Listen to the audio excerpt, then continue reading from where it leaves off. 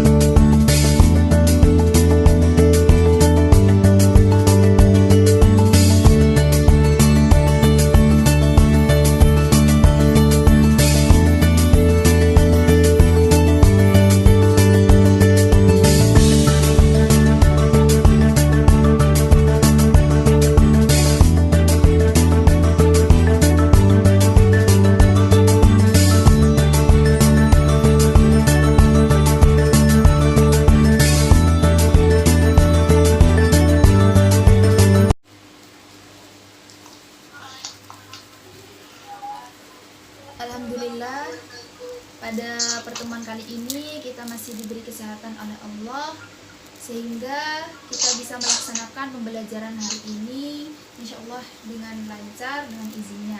Amin. Sebelum kita memulai pembelajaran pada siang hari ini, mari kita awali dengan bacaan suratul Fatihah. Semoga apa yang kita dapat, apa yang kita pelajari hari ini bisa menjadi ilmu yang manfaat, barokah baik bagi kita semua maupun orang lain. Ala hadin niyah wa ala kulli niyatin shalihah. Al-Fatihah. A'udzubillahi minasyaitonir rajim. Bismillahirrahmanirrahim. Alhamdulillahirabbil alamin arrahmanir rahim maliki yaumiddin. Iyyaka na'budu wa iyyaka nasta'in. Ihdinas siratal mustaqim. Siratal ladzina an'amta 'alaihim ghairil maghdubi 'alaihim waladdallin. Baik, untuk pembahasan pada hari ini kita akan bahas mengenai berbusana muslim dan muslimah. Dan ya, saya share bukunya.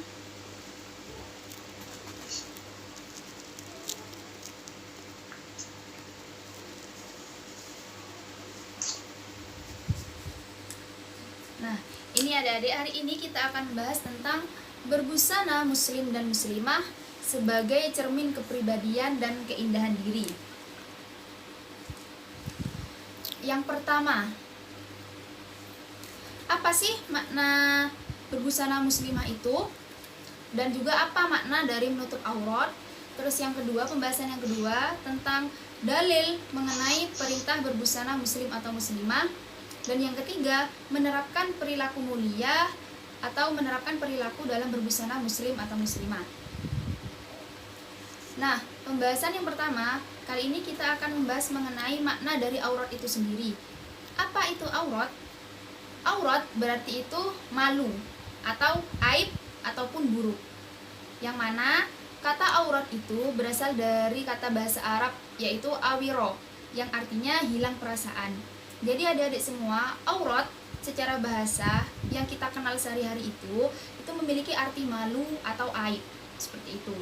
Nah, lalu apa makna aurat dalam hukum Islam? Jadi makna aurat dalam hukum Islam itu adalah batas minimal dari bagian tubuh yang wajib ditutupi karena perintah Allah Subhanahu wa taala. PPT-nya kelihatan? Iya, alhamdulillah. Nah, jadi aurat secara istilah dalam hukum Islam itu dikatakan sebagai batas minimal dari bagian tubuh yang wajib kita tutupi. Nah, di sini siapa yang tahu berapa batas minimal atau dari mana sampai mana batas minimal aurat wanita dan aurat laki-laki, aurat perempuan dan aurat laki-laki? Siapa yang bisa menjawab? Silakan sebutkan nama.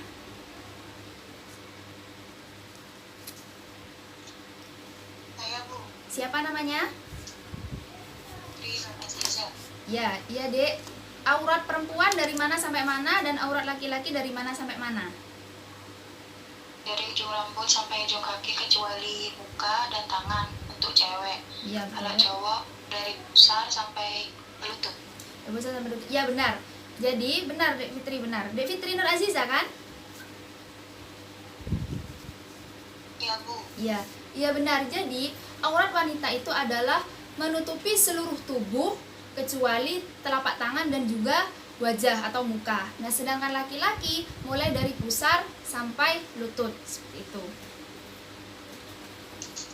Nah, untuk selanjutnya yaitu memahami makna jilbab bagi wanita ya. Makna jilbab itu apa?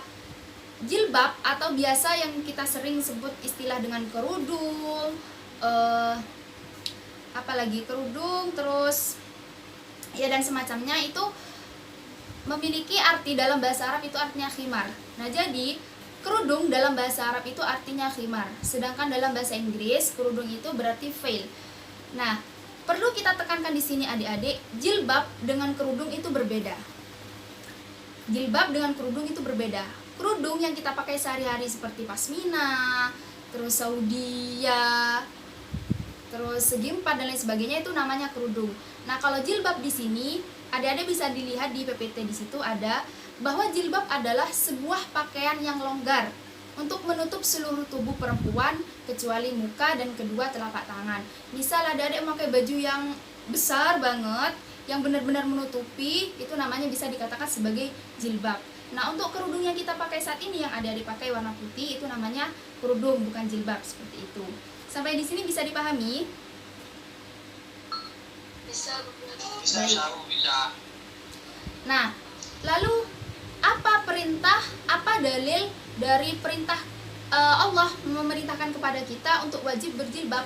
Nah, jadi adik-adik, perintah berjilbab atau menutup aurat itu adalah wajib. Jadi perintahnya wajib. Seperti itu. Jadi ketika kita tidak memakai kerudung, maka ya sudah tahu sendiri kan, karena hukumnya sudah wajib. Nah, lalu misal dari kalian ada yang bertanya, Bu, bagaimana kalau sampai sekarang masih ada yang belum memakai kerudung? Itu adalah urusannya dia dengan Allah, karena mungkin Allah masih belum memberikan hidayah. Semoga bagi teman-teman, semoga kita bisa istiqomah dalam berkerudung. Ini untuk yang wanita ya, semoga kita bisa beristiqomah dalam berkerudung. Supaya apa? Itu demi kebaikan diri kita sendiri dan juga kebaikan keluarga kita, seperti itu. Nah, selanjutnya yaitu mengenai dalil tentang dalil tentang mewajibkan kita memakai jilbab. Dalilnya di situ ada 3. Yang pertama itu ada Al-Qur'an surah Al-Ahzab, ada Al-Qur'an surah An-Nur, dan juga ada hadis yang diriwayatkan oleh Imam Muslim dari Ummu Atiyah. Yang pertama yaitu Al-Qur'an surah Al-Ahzab ayat 59. Sebelum kita memasuki ke dalil tentang berbusana muslimah, tentang perintah berbusana muslim atau muslimah, perlu diketahui bahwa perintah untuk menutup aurat ini diturunkan secara perlahan oleh Allah. Jadi perintah dalam menutup aurat ini tidak langsung kamu harus tutup aurat, tidak. Jadi Allah tidak memerintahkan secara langsung, melainkan secara bertahap. Yang pertama disampaikan kepada istri-istri Rasulullah untuk menjaga pandangannya dari yang bukan mahram. Nah, lalu setelah itu, setelah Allah untuk menyuruh menjaga pandangannya, barulah Allah menurunkan surah Al-Ahzab untuk menutup auratnya, menutup seluruh anggota badannya kecuali telapak tangan dan wajah ketika dia keluar rumah. Misal di dalam ada kakak laki-laki atau ada saudara kandung laki-laki, ada ayah, ada ibu, itu tidak apa-apa kalau misalnya kita tidak memakai kerudung di depan mereka, seperti itu. Nah, langsung saja, surah yang pertama yang mengatur tentang kewajiban kita untuk berbusana muslim atau muslimah yaitu Al-Quran surah Al-Ahzab ayat 59 yang berbunyi A'udzubillahi minasyaitonirrajim, Bismillahirrahmanirrahim. Ya ayyuhan nabiyyu qul li azwajika wa banatika wa nisa'il mu'minina yudnina 'alaihinna min jalabihin dzalika adna ay yu'rafna fala yu'dain wa kana Allahu ghafurur rahima. Yang artinya, wahai Nabi, katakanlah kepada istri-istrimu, anak-anak perempuanmu dan istri-istri orang mukmin. Dan istri-istri orang mukmin hendaklah mereka menutupkan jilbabnya ke seluruh tubuh mereka. Yang demikian itu agar mereka lebih mudah dikenali sehingga mereka tidak mudah diganggu, dan sesungguhnya Allah Maha Pengampun dan Maha Penyayang. Jadi adik-adik, misal nih dari adik-adik semua ada cowok-cowok tuh di depan nongkrong, misal ada cowok-cowok di depan nongkrong. Nah, ada wanita yang nggak pakai kerudung, pakaiannya seksi, rambutnya diumbar, dan kainnya pun kurang. Nah, itu otomatis akan digoda, saya yakin itu pasti akan digoda. Nah, lalu yang kedua ada wanita yang memakai jilbab, tutup aurat, bajunya nggak ketat, dadanya tertutup. Saya jamin tidak akan digoda oleh laki-laki yang nongkrong tadi. Karena apa? Ketika sedikit saja aurat kita terumbar, itu akan mengundang syahwat kaum lelaki, Dek. Itu sangat sangat mengundang kita untuk menyalurkan dosa kepada orang lain. Nah, misal ini bukan hanya untuk adik-adik semua, tapi juga pembelajaran bagi saya.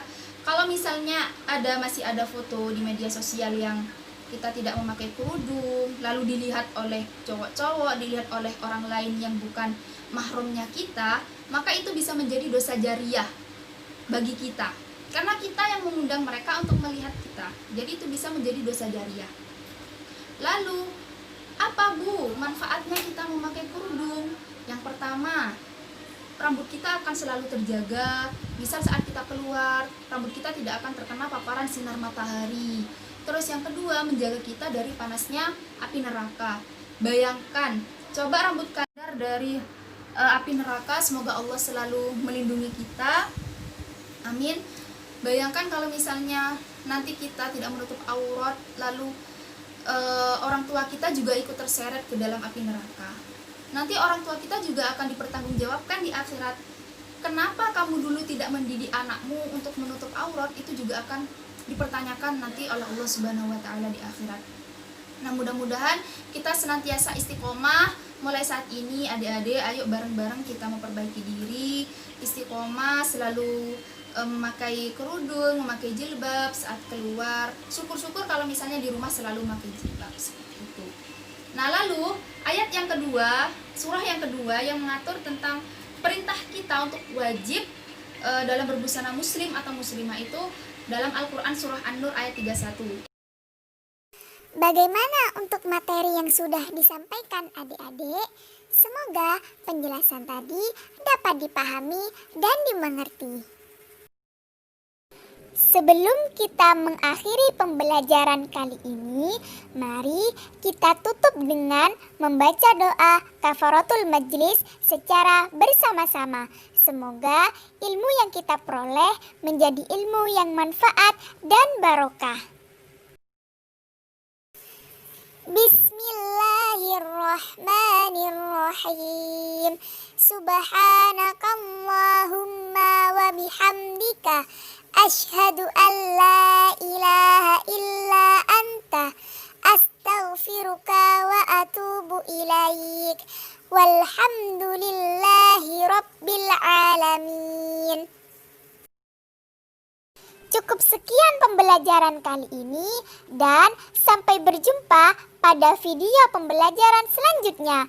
Terima kasih. Wassalamualaikum warahmatullahi wabarakatuh.